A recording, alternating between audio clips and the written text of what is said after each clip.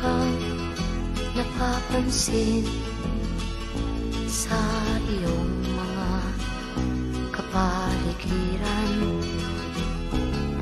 Kay dumi na ng hangin, pati na ang mga ilog natin.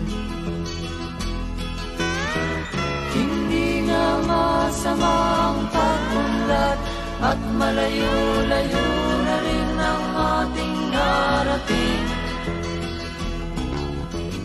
Ngunit masdan mo ang tubig sa dagat, dati kulay asul, ngayon'y naging itim.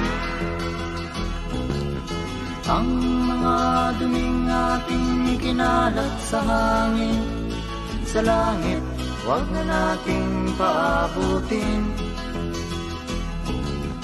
upang kung